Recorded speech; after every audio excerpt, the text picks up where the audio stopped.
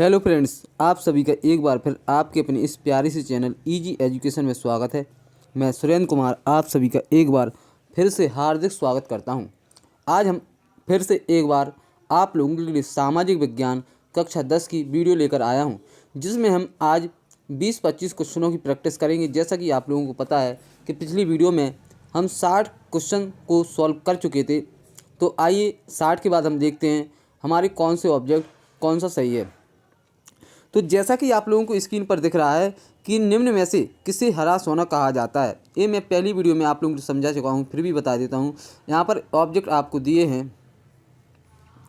निम्न में से किसे हरा सोना के नाम से जाना जाता है? वन संसाधन, जल संसाधन, भूमि संसाधन, मानव संसाधन। तो आप सभी लोगों को बताया था कि जो वन होते वो हरे होते, इसलिए इन्हें हरे सोना के नाम से जाना जाता है। तो इसका राइट आंसर होगा आपका वन संसाधन। आप लोगों के लिए समझ में आ गया। आज हम स्टार्ट करते हैं 61 क्वेश्चन से। पहला क्वेश्चन आपको स्क्रीन पर दिख रहा है 61 नंबर। भारत में सर्वाधिक वन क्षेत्र वाला राज्य कौन सा है? भारत में सर्वाधिक वन क्षेत्र वाला राज्य कौन सा है? मिजोरम, मध्य प्रदेश, उत्तर प्रदेश, गुजरात। तो सर्वाधिक वन क्षेत्र वाला राज्य कौन सा? सर्वाधिक वन कहाँ पर पाए जाते हैं? तो वो है आपका मध्य प्रदेश। कौन सा है? मध्य प्रदेश। तो आपके लिए समझ में आ गया कि सर्वाधिक वन क्षेत्र वाला राज्य कौन सा है। तो आप लोगों के लिए दिख रहा है कि यहाँ पर मध्य प्रदेश का राइट आंसर है। अगला क्वेश्चन देखते हैं। निम्न में से कौन से एक ग्रीष्म काल के आरंभ में अपनी पत्तियाँ, यहाँ पर मिस्टेक, पत्तियाँ करना यहाँ पर थोड़ा लिख गया है, गलत हो गया है, पत्तियाँ गिरा देते हैं? उष्ण कटिबंधीय पर्णपाती वन, उष्ण कटिबंधीय वर्षा वन, उष्ण कटिबंधीय कांटेदार वन, पर्वतीय वन। तो वे वृक्ष जो अपनी पत्तियां गिरा देते हैं उनको हम बोलते हैं उष्ण कटिबंधीय पर्णपाती वन। तो इसका राइट आंसर आपका पहला है। अगला क्वेश्चन आपको स्क्रीन पर दिख रहा है। भारतीय वनों के असमान वितरण को कौन से कारक प्रभावित नहीं करते हैं? भारतीय वनों के असमान वितरण को कौन से कारक प्रभावित नहीं करते हैं? उच्च बचीय दशाएं, मानसूनी जलवायु, मिट्टी की दशाएं, इनमें से कोई नहीं। तो इसका राइट आंसर आप लोगों के लिए ध्यान रखना है, इसका राइट है इनमें से कोई नहीं। अगला क्वेश्चन 64 नंबर का दिया है। इनमें से कौन सी टिप्पणी प्राकृतिक वनस्पति जात और प्राणी जात के ह्रास का सही कारण नहीं है? इनमें से कौन सी टिप्पणी प्राकृतिक वनस्पति जात और प्राणी जात के ह्रास का सही कारण नहीं है? विकल्प आपको स्क्रीन पर दिख रहे होंगे। कृषि प्रसार, बृहद स्तरीय विकास परियोजना, पशुचारण और ईंधन लकड़ी एकत्रित करना, तीव्र औद्योगिकरण और शहरीकरण। तो इसका राइट आंसर है फ्रेंड्स तीव्र औद्योगिकरण और शहरीकरण। एक बार क्वेश्चन को ध्यान से रखना। इनमें से कौन सी टिप्पणी प्राकृतिक वनस्पति जात और प्राणी जात के ह्रास का सही कारण नहीं है? तो तीव्र औद्योगिकरण और शहरीकरण। वनों की ह्रास के कारण कौन सी समस्याएं उत्पन्न होती हैं? वनों के ह्रास के कारण कौन सी समस्याएं उत्पन्न होती हैं? मृदा अपरदन, वर्षा में कमी, प्रदूषण में कमी। तो यहाँ पर और चौथा दिया आपका ये सभी। तो वनों जब ह्रास होता है मतलब वनों की कटाई होती है तो कौन सी समस्याएं उत्पन्न होती हैं? तो इनमें से सभी समस्याएं होती हैं। तो इसका राइट आंसर आपका कौन सा माना जाएगा? चौथा वाला होगा। क्वेश्चन हमारा था कि यहाँ पर वनों के ह्रास के कारण कौन सी कमी होती है? तो मृदा अपरदन भी होता है, वर्षा में कमी भी होती है, प्रदूषण में कमी भी होती है और ये सभी। तो इसका राइट आंसर होगा आपका, क्योंकि पहला भी सही है, दूसरा भी सही है, तीसरा भी सही है, तो चौथा तो सही होना ही होना है। 66 नंबर का क्वेश्चन आपको स्क्रीन पर दिख रहा होगा। भारतीय वन्य जीव संरक्षण अधिनियम कब पारित किया गया? 1960 में, 1972 में, 1988 में, 1986 में। तो भारतीय वन्य जीव संरक्षण अधिनियम कब पारित किया गया? तो भारतीय वन्य जीव संरक्षण अधिनियम 1972 में किया गया था। तो भारतीय वन्य जीव संरक्षण अधिनियम कब पारित किया गया? 1972 में। अगला क्वेश्चन आपको स्क्रीन पर दिख रहा है। भारत में वन महोत्सव का शुभारंभ कब किया गया? भारत में वन महोत्सव का शुभारंभ कब किया गया? 1950, 1951, 1952, 1962। तो भारत में वन महोत्सव का शुभारंभ 1950 ईस्वी में किया गया था। तो इसका राइट आंसर आपका पहला है। दूसरा नहीं है, तीसरा नहीं है, चौथा नहीं है। तो वन्य जीव संरक्षण यहाँ पर भारत में वन महोत्सव का शुभारंभ कब किया गया? 1950 में। 68 नंबर का क्वेश्चन है कि सुंदरबन राष्ट्रीय पार्क किस राज्य में स्थित है? सुंदरबन राष्ट्रीय पार्क किस राज्य में स्थित है? असम, पश्चिम बंगाल, उड़ीसा, और मध्य प्रदेश। तो जो सुंदरबन राष्ट्रीय पार्क है वो आपका पश्चिम बंगाल में स्थित है, असम में नहीं है, उड़ीसा में नहीं है, मध्य प्रदेश में नहीं है। कहाँ पर है सुंदरबन राष्ट्रीय पार्क? पश्चिम बंगाल में। अगला क्वेश्चन आपका दिया है, इनमें से कौन सा संरक्षण तरीका समुदायों की भी भागीदारी नहीं करता है? इनमें से कौन सा संरक्षण तरीका समुदायों की भी भागीदारी नहीं करता है? तो संयुक्त वन प्रबंधन, चिपको आंदोलन, बीज बचाओ आंदोलन, वन्य जीव पशु विहार का परिसीमन। तो यहाँ पर इसका राइट आंसर है फ्रेंड्स, यहाँ पर आपका चौथा विकल्प है कि इन वन्य पशु विहार का परिसीमन। तो इनमें से कौन सा संरक्षण तरीका समुदायों की भागीदारी नहीं करता? तो वन्य जीव विहार का परिसीमन का यहाँ पर क्या नहीं करता? भागीदारी नहीं करता है। तो 60 नंबर का क्वेश्चन आपको समझ में आ गया होगा। क्वेश्चन नंबर 70 आपको स्क्रीन पर दिख रहा होगा दोस्तों। तो 70 नंबर क्वेश्चन क्या है कि निम्नलिखित में से कौन सा जल सर्वाधिक खारा होता है? वर्षा का जल, अधोभौमिक जल, समुद्री जल, नदी का जल। तो सर्वाधिक खारा जो होता है वर्षा का जल नहीं होता है, अधोभौमिक जल नहीं होता है, समुद्री जल होता है, नदी का जल नहीं होता है। तो सर्वाधिक खारा जल कौन किसका होता है? तो सर्वाधिक जो खारा जल होता है वो होता है समुद्री जल का। आप लोगों के लिए समझ में आ गया। अगला क्वेश्चन दिया 71वां क्वेश्चन दिया, पृथ्वी पर उपलब्ध कुछ जल में से कितना भाग मीठे पानी का है? पृथ्वी पर उपलब्ध कुल जल में से कितने भाग पानी मीठे पानी का है? तो 5%, 4%, 2.5%, 3.5%। तो इसका राइट आंसर है वो है 2.5%। कौन सा है? 2.5%। यानी कहने का तात्पर्य है कि पृथ्वी पर जितना भी जल है उसका 2.5% भाग कैसा है? 2.5% भाग जो है वो मीठे पानी का है। तो आप लोगों के लिए समझ में आ गया होगा। क्वेश्चन नंबर 72 में देखते हैं, भारत में विश्व के कुल जल संसाधनों का कितना प्रतिशत भाग उपलब्ध है? कि कौन सा क्वेश्चन है? भारत में विश्व के कुल जल संसाधनों का कितना प्रतिशत भाग उपलब्ध है? 10%, 6%, 5%, 4%। तो इसका राइट आंसर है फ्रेंड्स यहाँ पर दोस्तों, यहाँ पर इसका राइट आंसर है 4%। चौथे का चौथा सही है। तो 4% इसका सही है। तो भारत में कुल विश्व के कुल जल संसाधनों का कितना प्रतिशत भाग उपलब्ध है? 4%। इससे पहले वाला क्वेश्चन क्या है कि पृथ्वी पर उपलब्ध कुल जल में से कितने भाग मीठे पानी का है? तो कितना है? 2.5%। तो आप लोगों के लिए समझ में आ गया होगा। 73वां क्वेश्चन हम पढ़ते हैं और देखते हैं क्या सही होगा। निम्नलिखित में से एक कौन सा जल संसाधन का स्रोत है? निम्नलिखित में से एक कौन सा जल संसाधन का स्रोत है?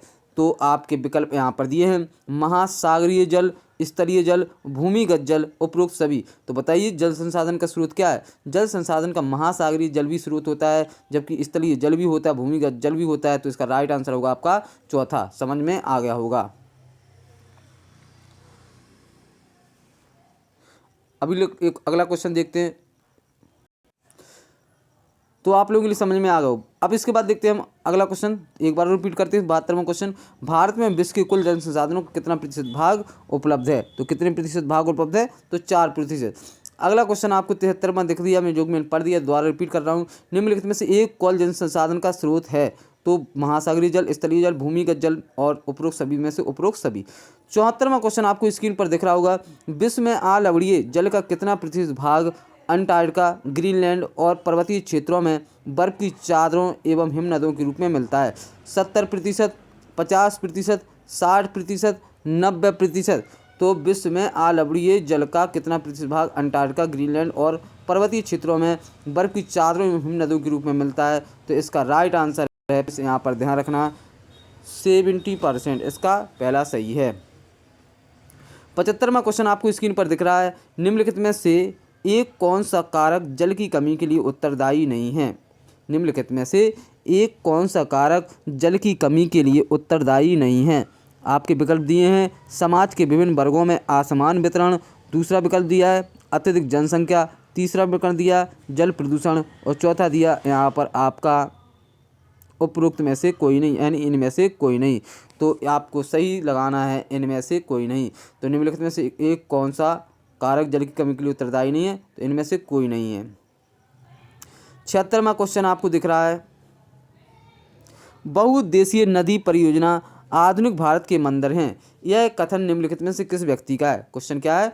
बहुउद्देशीय नदी परियोजना आधुनिक भारत के मंदिर हैं, यह कथन निम्नलिखित में से किस व्यक्ति का है? जवाहरलाल नेहरू, महात्मा गांधी, लाल बहादुर शास्त्री, भीमराव अंबेडकर। तो इसका राइट आंसर है दोस्तों जवाहरलाल नेहरू, इसका राइट आंसर है। जी किसने कहा था कि जो बहुउद्देशीय नदी परियोजना है वो आधुनिक भारत के मंदिर हैं, तो ये जवाहरलाल नेहरू जी ने कहा था। अगला क्वेश्चन हम देखते हैं, 77 नंबर का क्वेश्चन दिया है यहाँ पर।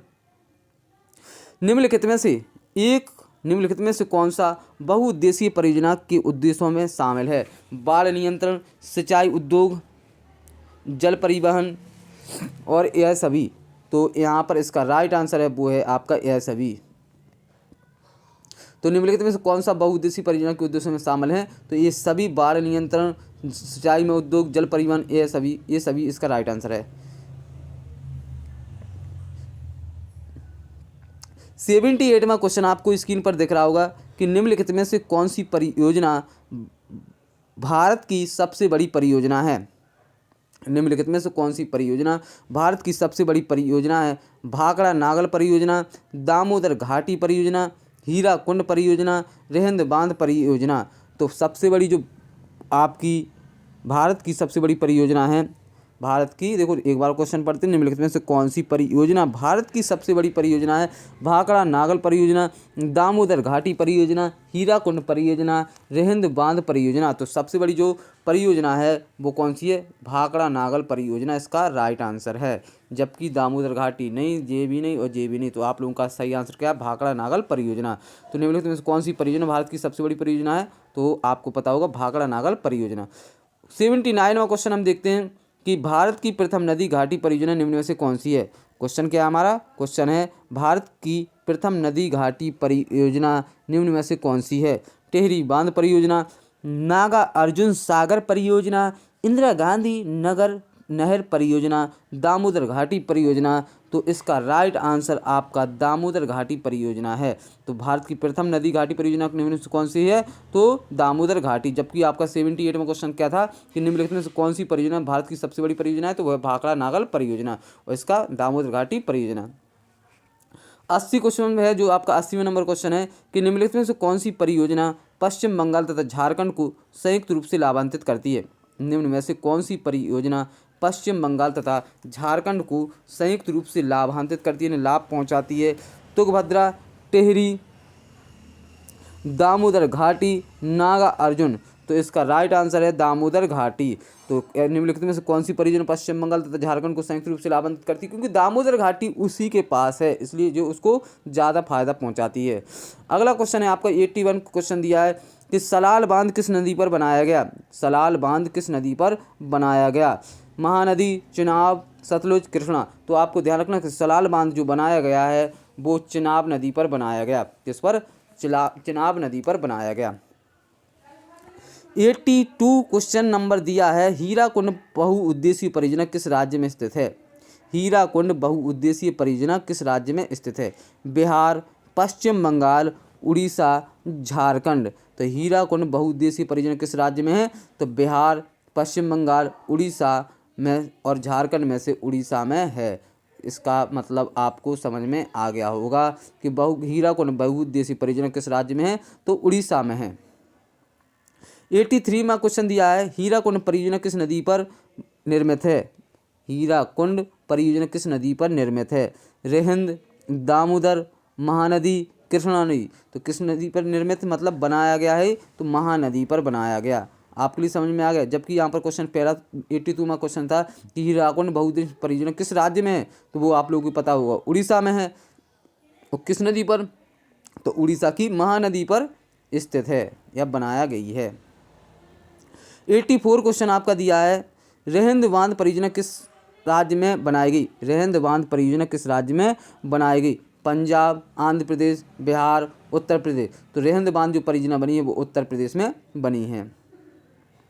85वां क्वेश्चन आपको स्क्रीन पर दिख रहा होगा, निम्नलिखित में से उत्तर प्रदेश की सबसे बड़ी नदी घाटी परियोजना कौन सी है? निम्नलिखित में से उत्तर प्रदेश की सबसे बड़ी नदी घाटी परियोजना कौन सी है? माटा टीला, रामगंगा, रिहंद और गंडक। तो यहाँ पर इसका राइट आंसर है आपका रिहंद, इसका राइट आंसर है। तो क्वेश्चन क्या था आपका कि निम्नलिखित में से उत्तर प्रदेश की सबसे बड़ी नदी घाटी परियोजना कौन सी है? तो रिहंद उत्तर प्रदेश की है। और जबकि भाखड़ा नाकल बांध तो वो अलग थी। ठीक है, तो आपको समझ में आ गया। 86वां क्वेश्चन आपका दिया है, नागा अर्जुन सागर परियोजना किस नदी पर स्थित है। नागा अर्जुन सागर परियोजना किस नदी पर स्थित है। सतलुज, महानदी, रिहंद, कृष्णा में से आपकी कृष्णा नदी जो नागार्जुन सागर परियोजना है वो किस नदी पर है, तो कृष्णा नदी पर है। 87 जो कि हमारा आज का लास्ट क्वेश्चन होगा, इसके बाद हम फिर देखेंगे नेक्स्ट वीडियो में। तो हमारा जो 87 क्वेश्चन है कि टेहरी बांध किस नदी पर बनाएगा। वेरी वेरी इंपॉर्टेंट क्वेश्चन है, क्योंकि ये क्वेश्चन 2009, 10, 11, 12, 13 में पूछा गया है कि टेहरी बांध किस नदी पर बनाया गया। यमुना नदी, रामगंगा, भागीरथी और शारदा। तो यहाँ पर इसका राइट आंसर है वो है भागीरथी, इसका तीसरा विकल्प सही है। तो फ्रेंड्स आज के हमारे इस 87 क्वेश्चन कंप्लीट हुए। अगले क्वेश्चन में हम एक प्रकार से 13 क्वेश्चनों को सिर्फ कंप्लीट करेंगे। इस प्रकार से हमारे 100 विकल्प कंप्लीट हो जाते हैं। बिलीव कीजिए कि यदि आप इन 100 क्वेश्चनों को कंप्लीट कर लेते हैं तब यहाँ से 4, 5, 6 नंबर के क्वेश्चन 100 पर जाएंगे। इसलिए आप पढ़ते रहिए और अपनी इस वीडियो को ज़्यादा से ज़्यादा शेयर कीजिए। और अब मिलते हैं नेक्स्ट वीडियो में नेक्स्ट पार्ट के साथ, तब तक के लिए नमस्कार। बस मैं जल्द ही आप लोगों के लिए इसी प्रकार से साइंस के जो ऑब्जेक्ट होते हैं उसमें भी 12-15 नंबर के क्वेश्चन आते हैं ऑब्जेक्ट वाले, तो साइंस की वीडियो भी मैं आप लोगों के लिए यहाँ पर समझाऊंगा। और जल्दी जो आप लोगों की बायोलॉजी क्लास अभी रुकी हुई है, बायोलॉजी क्लास 12th की बायोलॉजी की क्लास भी मैं जल्दी स्टार्ट करने वाला हूँ। और जो क्लास 12th के और जो आपके हाई स्कूल के जो डेली प्रैक्टिस सेट हैं उनके लिए मैं 20 तारीख से कोशिश करूँगा कि 20 तारीख से आप लोगों के लिए जल्दी से जल्दी फेस यानी बोर्ड पर इन लोग क्वेश्चनों को समझा सकूँ और सेट लगवा सकूँ। अब मिलते हैं नेक्स्ट पार्ट में, तब तक के लिए नमस्कार। Thank you very much.